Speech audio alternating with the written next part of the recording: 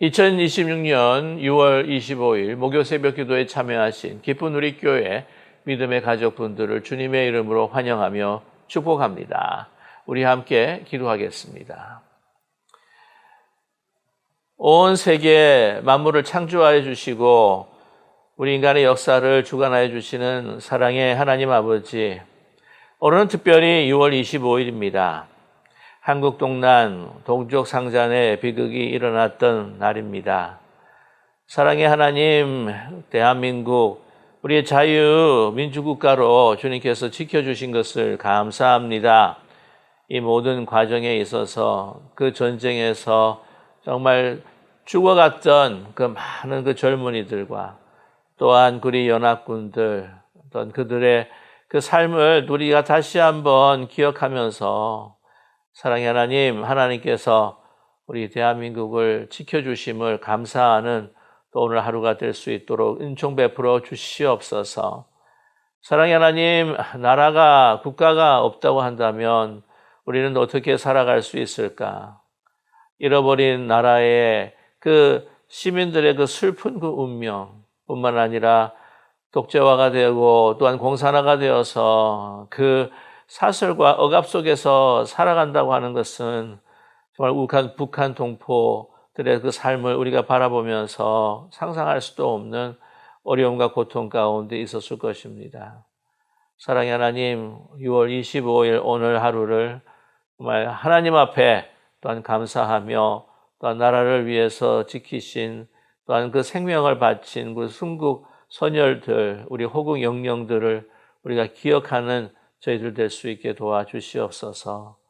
우리가 감사하는 그 마음 잊지 않게 하여 주시옵시고, 특별히 오늘 하루를 살아가면서 우리는 정말 한 민족으로서 또 우리는 코리안 아메리칸으로서 또 그 무엇보다도 천국 시민으로 가장 중요한 우리 크리스찬의 그 정체성, 하나님의 자녀로 우리는 어떻게 섬기며 살아가야 할 것인지를 우리가 기억하는 저희들에게 도와주시옵소서.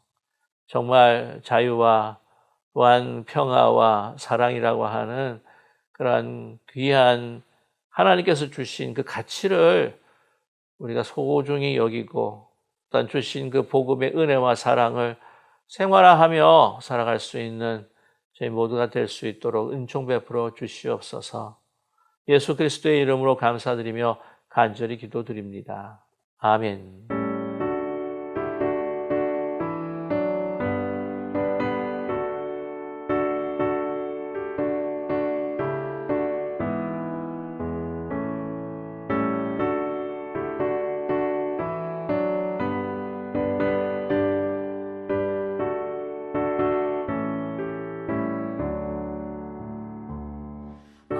놀라운 구세주 예수 내 주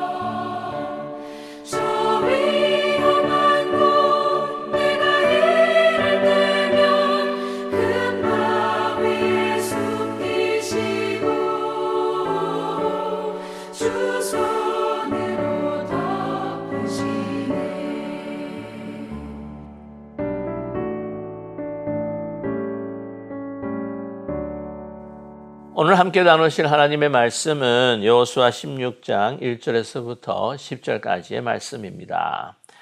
여호수아 16장 1절에서 10절까지의 말씀, 우리 성경을 찾으셨거나 아니면 영상 화면 보시면서 뜻을 생각하시며 천천히 합독하겠습니다. 요셉 자손이 제비 뽑은 것은 여리고 샘 동쪽 곳 여리고 곁 요단으로부터 광야로 들어가 여리고로부터 베델 산지로 올라가고 베델에서부터 루스로 나아가 아래쪽 속의 경계를 지나 아다롯에 이르고 서쪽으로 내려가서 야블레 쪽 속의 경계와 아랫 벳호른과 게세레까지 이르고 그 끝은 바다라. 요셉의 자손 므낫세와 에브라임이 그들의 기업을 받았더라. 에브라임 자손이 그들의 가족대로 받은 지역은 이러하니라. 그들의 기업의 경계는 동쪽으로 아다롯 아달에서 윗 벳호른에 이르고 또 서쪽으로 나아가 북쪽 믹무다에 이르고 동쪽으로 돌아 다낫 실로에 이르러 아노아 동쪽을 지나고 아노아에서부터 아다롯과 나아라로 내려가 여리고를 만나서 요단으로 나아가고 또 다부아에서부터 서쪽으로 지나서 가나 시내에 이르나니 그 끝은 바다라. 에브라임 자손의 지파가 그들의 가족대로 받은 기업이 이러하였고 그 외에 므낫세 자손의 기업 중에서 에브라임 자손을 위하여 구분한 모든 성읍과 그 마을들도 있었더라. 그들이 게셀에 거주하는 가나안 족속을 쫓아내지 아니하였으므로 가나안 족속이 오늘까지 에브라임 가운데에 거주하며 노역하는 종이 되니라.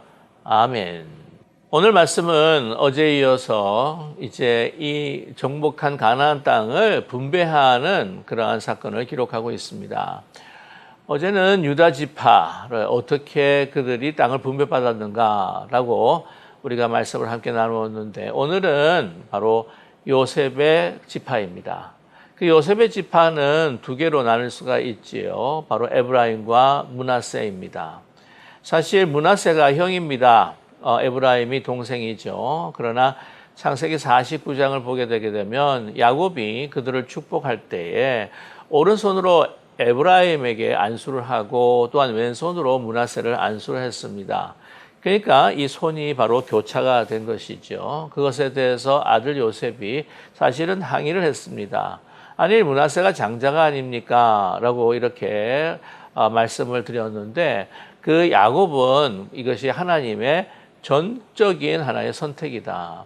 이것은 또한 그 요셉의 아버지였던 그 야곱의 삶에서도 일어났던 하나님의 선택이었죠.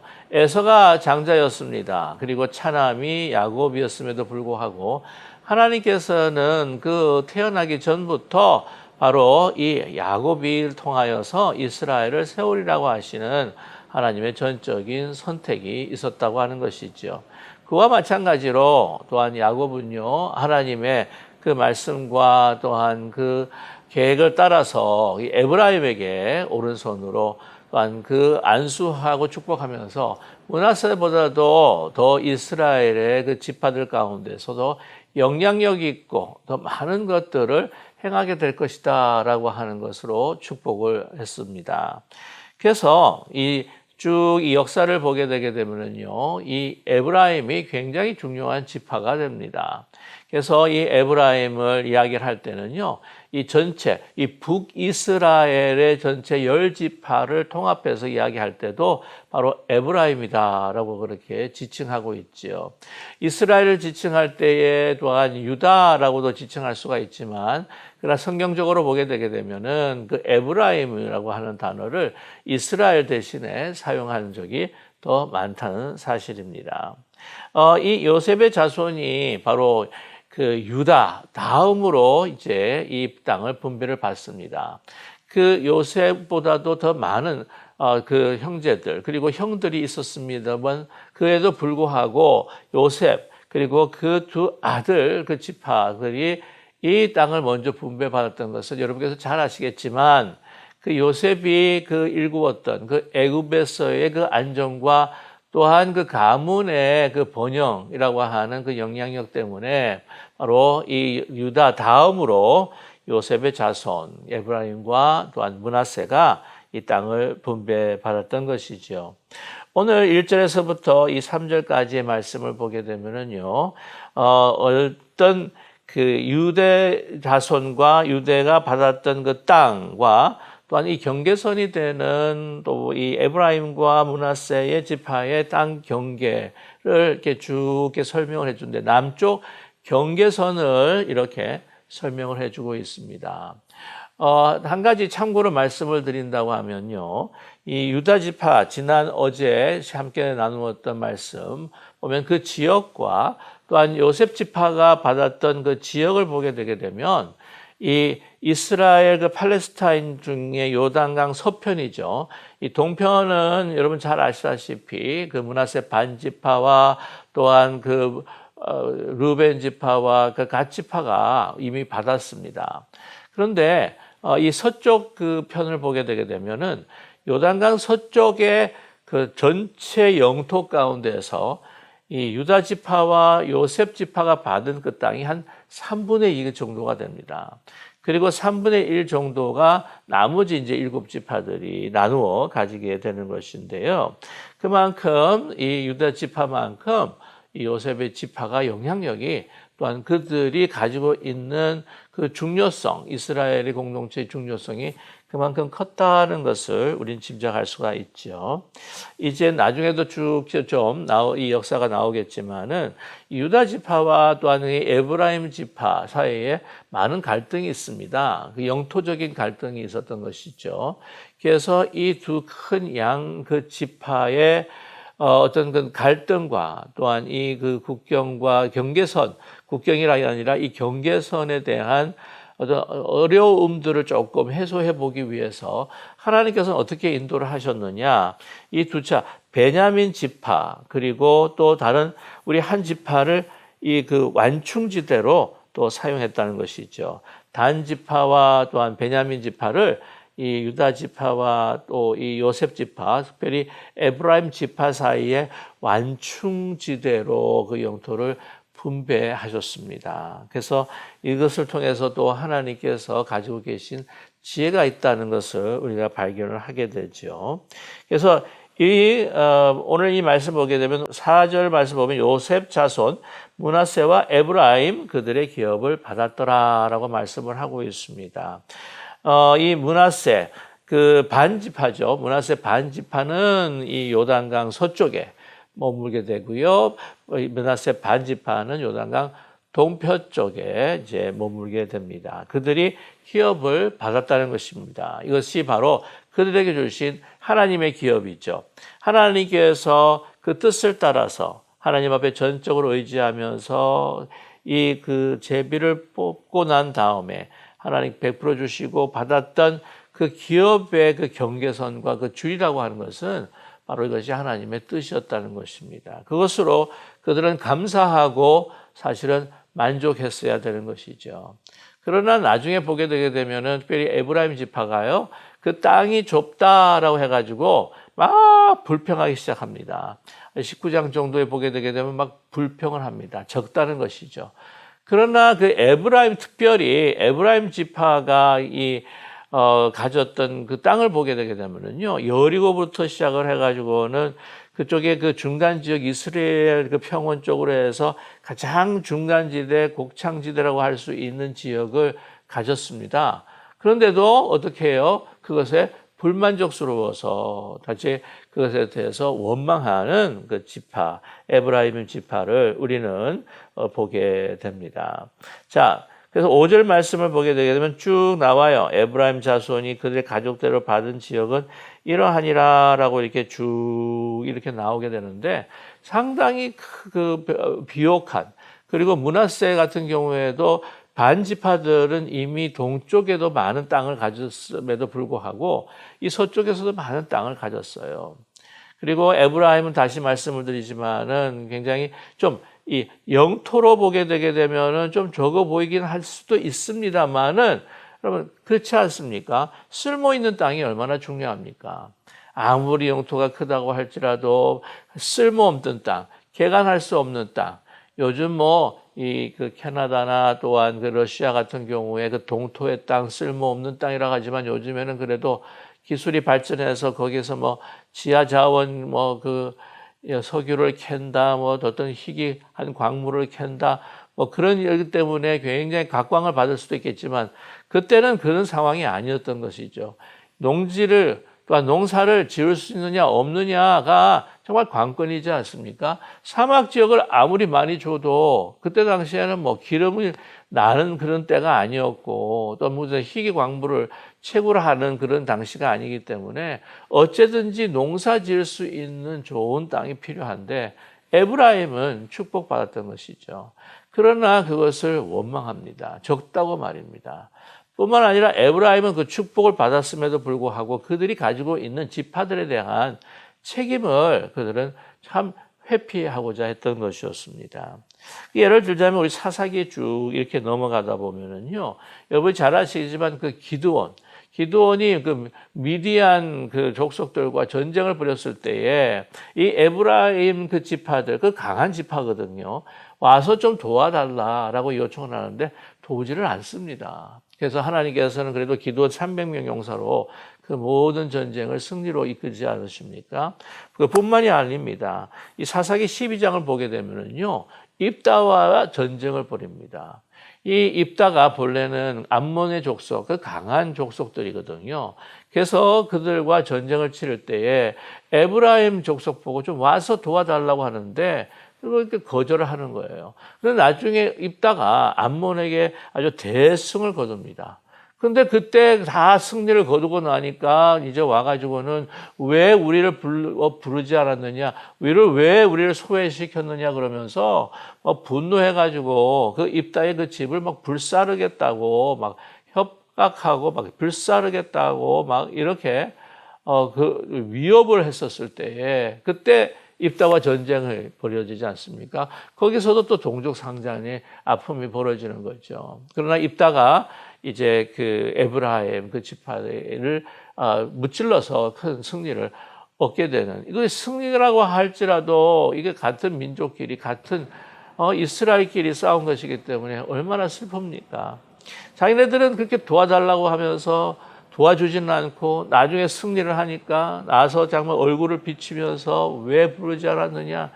여러분 그들이 가지고 있는 책임은 다하지 아니하고 계속해서 그들은 그들의 권리만을 주장하는 그런 에브라임 지파였던 것을 우리는 발견하게 됩니다. 아무리 좋은 것을 주셨다고 할지라도 그걸 감사하지 못하고 원망하면은요, 이렇게 참 그들의 그 삶이 영적으로 피폐해질 수밖에 없는데, 또 한 가지 그들의 그 영적인 삶이 그들의 그 피폐해질 수밖에 없었던 이유가 바로 10절에 있습니다. 10절의 말씀 보면 그들이 게셀에 거주하는 가나안 족속을 쫓아내지 아니하였으므로 가나안 족속이 오늘까지 에브라임 가운데 거주하며 노역하는 종이 되니라 라고 이렇게 말씀하고 있습니다.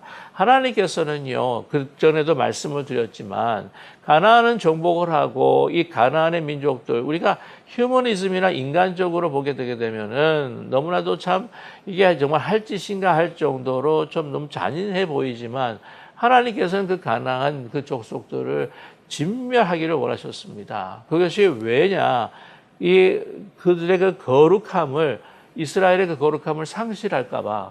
여러분, 아무리 작은 것이라도 놔두면요, 누룩이 되어가지고 그것이 퍼지게 되게 되면 온 커뮤니티, 온 빵을 다 이게 부풀게 하는 그런 효과가 있지 않습니까? 그러기에 다 깨끗이 진멸하라고 하는 것이죠. 하나님께서 그 가나안 땅에서 그 가나안 민족을 진멸하라고 하는 것은 바로 하나님께서 창조하신 거룩한 땅을 다시 회복하기 원하시는 이스라엘을 통한 사명이었다는 겁니다.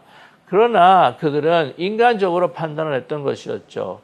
오늘 말씀 가운데 오늘까지 에브라임 가운데 거주하며 노역하는 종이 되니라 라고 이렇게 기록하고 있는데 죽이지 않는 이유가 있습니다. 첫째는 어쩌면 영적인 게으름으로 힘들고 어려우니까 안 할 수도 있고요. 두 번째는 계속해서 놔뒀다가 나중에 그들을 점령하여서 이들을 우리의 노역하는 종으로 삼으면 얼마나 우리가 경제적으로 더 풍성해질 수가 있겠는가. 왜 그들을 인간적인 면에서 다 죽일 필요가 있는가, 진멸할 필요가 있는가. 그들을 사용해서 우리 이스라엘의 이 그 지파, 에브라임의 지파의 더 풍성하게 할 수가 있지 않겠는가라고 하는 인간적인 생각 때문에 하나님의 명령을 거역했던 것이었죠. 이렇게 가나안 족속을 내쫓지 못하거나 또한 진멸하지 못한 것들이 이 이스라엘, 그 가나안 땅에 살면서 그들이 영적으로 무너질 수밖에 없었던 큰 요인이 되었다고 하는 것입니다. 어제도 우리가 말씀을 배웠지만은 우리가 15장 63절 말씀을 보게 되게 되면은 하나님께서 가나안 족속을 다 내쫓고 진멸하라고 했는데 여부스 민족을 쫓아내지 못하지 않았습니까? 우리가 내일도 말씀을 보게 되면 므낫세에게 준 그 지역들을 구체적으로 거론을 할 텐데 거기도 므낫세 족속들이 므낫세 지파들이 이 가나안 족속들을 다 멸하지 못하고 내쫓지를 못했다는 기록이 다시 반복이 되고 있다는 것이죠. 인간적인 판단으로 남겨둔 것입니다. 그래서 나중에 노역하는 종이 되는데 이것도 450년 이후에 있는 일이에요. 바로 이집트의 그 왕이 이 겟셀을 무너뜨립니다. 이것을 함락시키고 이것을 갖다가 점령합니다. 그래서 이걸 갖다가 솔로몬, 그 아내가 되는 자기의 딸을 결혼을 시키면서 지참금으로 주는 거예요. 그래서 그 겟셀이 솔로몬의 그 직역으로 솔로몬의 손으로 넘어가면서 그들이 이제 노역화되는 것을 우리는 발견합니다. 그래서 나중에 어떻게 되는 것이냐? 나중에 갈라집니다. 아시겠지만 남유다와 북이스라엘과 이제 갈라지게 되는데 이 갈라지고 난 다음에 첫 번째 왕이었던 사람이 바로 에브라임 지파의 여로보암이지 않습니까? 이 여로보암이 그 베델과 단 지역에다가 그 하나님을 믿는 신전을 만든다면서 금송아지를 두는 거예요. 그 이유가 무엇일까? 그때 당시 게셀과 같은 가나안 족속들을 다 내쫓거나 진멸하지 못한 상황 속에서 이러한 영적인 그 우상이 아직도 잔존함으로 인하여 그 영향을 받아서 그런 일들을 벌이게 되었다고 하는 것이죠. 그것이 하나님의 진노를 사게 보기로 맙니다. 인간적인 생각에 인간적인 풍성함과 우리의 편리함과 모든 그 편안함과 유익함을 위해서 그거 좀 잠시 놔두면 되지. 나중에 우리가 그걸 가지면 되지. 노역화시키면 되지. 그들의 그 경제권을 우리가 소유하면 되지.